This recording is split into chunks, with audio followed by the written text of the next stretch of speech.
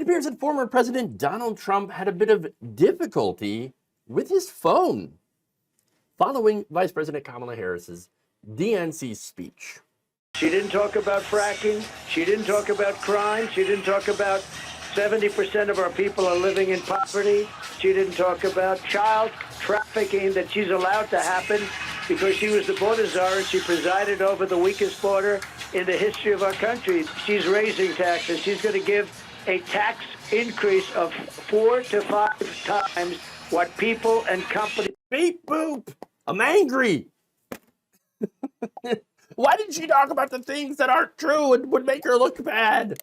Yeah. I wonder why she didn't go in that direction. I don't know. I don't think it takes a brain genius to figure out that. And then they say, "Is Donald Trump an intellectual? Trust me, I'm like a smart person." Here's the thing, though, about the speech. Okay, before I get into making more fun of Trump, look, her speech was good. It was a standard play it safe DNC political speech. What would you expect, right? She nailed it. There were no F-ups. She delivered it very, very well. And it resonated with the audience that it was intended for. The normie, liberal, Democratic voter. They probably loved it. I mean, there was great stuff about her family, her past, of course, going after Trump, Project 2025. So good stuff, right? Now, there's the swing voters that also thought that it was probably pretty good because it did talk about immigration, being a prosecutor. There was also the call for unity. There's fighting for America's future. There you go. In fact, here is a CNN panel of undecided voters that graded it.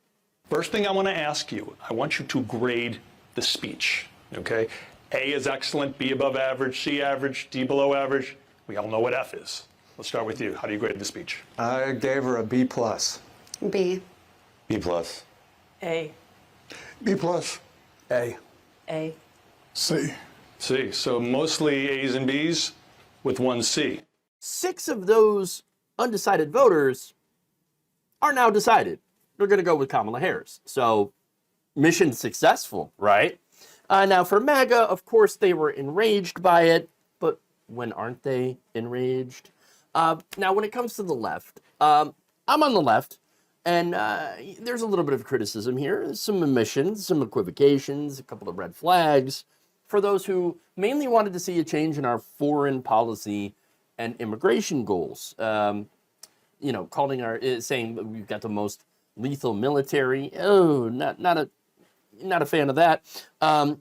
But there's look, a lot of people on the left really were looking forward to a change from the Biden administration on the issues of immigration and Gaza. The whole secure our border thing was also, not received well by the left. It's already secure. And then there's the debunked sexual violence claims from October 7th. And this is without any mention that there was video of IDF troops doing literal sexual violence against Palestinian prisoners. So, in fact, Palestinians weren't really mentioned all that much. I mean, yeah, she did address how there were so many innocent lives that were lost on the Palestinian side. No, they weren't lost. They were murdered by bombs financed with our tax money. Let's be honest about that, because that's what we're doing.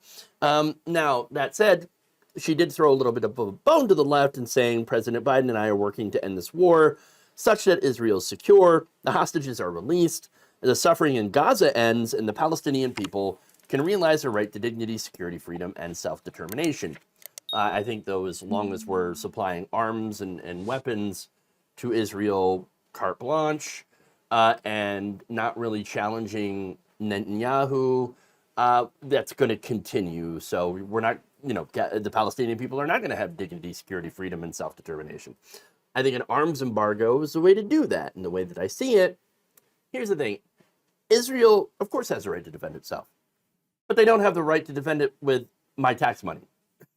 I mean, that's how I see it.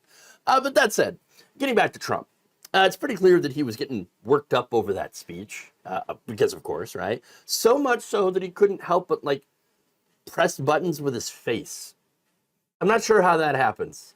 I don't know. I don't know what kind of device he was using. Was it an iPhone pressed against his head, or was he like rolling his face on like a? I don't know. I don't know. And by the way, during the speech, he was even more fired up, taking to, of course, Truth, essential. he wrote this. Too many thank yous. Too rapidly said. What's going on with her? Where's Hunter? Waltz was an assistant coach, not a coach. That's still a coach. By the way, an assistant coach is still a coach. Okay? It just happens to be two of them. And one's an assistant. I know. Crazy. And then, is she talking about me? Yeah, she's gonna be talking about you. You are her opponent, after all. But my favorite post has to be this. Where's Hunter? It really does show you how desperately he wants to go back to running against Joe Biden. I mean, he misses the days. Like, this is the Wolverine meme. I miss you, Joe. Come back to me, please. Did you notice, though, by the way, too, on the subject of Hunter Biden, nobody talks about him anymore. Wonder why that is. I mean, as soon as Joe Biden dropped from the election, all that just disappeared. It's weird. It's really strange. It's almost as if the troubles of Hunter Biden were just being used as a gross political weapon against his father. Kind of weird to do that, if you ask me. Which brings us back to the obvious frustration that Donald Trump is feeling. He has no plan of attack against Harris that's actually stuck. In fact, look, the only thing he has, and that he's always had, was going personal against her. But that's not a benefit now, as it was against Joe Biden and Hillary Clinton. Hillary Clinton, very unpopular among a lot of people, okay? And so it was easier to attack her on personal grounds. Still gross, of course, it's always gross. But of course, also to attack Joe Biden over his age and things like that. And so with Kamala Harris, like, the attacks that he's been using is like, oh, she's not black. She just suddenly became black. And all that stuff just really turns off normies, people that are independents and are like, oh boy, ooh, yeah, that's some obvious racism. So yeah, not only that, but look, she's starting to outpoll him, okay, especially with independent voters. Her approval rating with that group has gone from 28% to 41%, according to Gallup. She's also surpassed Trump in certain battleground states and is even 4 points behind him in Texas. She's sneaking up in Texas. That's crazy. So I think that there is definite reason for him to be concerned. And the more concerned he is, the more unhinged he will be. Thank you for watching. If you enjoyed this video, please like, share, subscribe, hit the bell icon in order to get notified whenever a new video is released.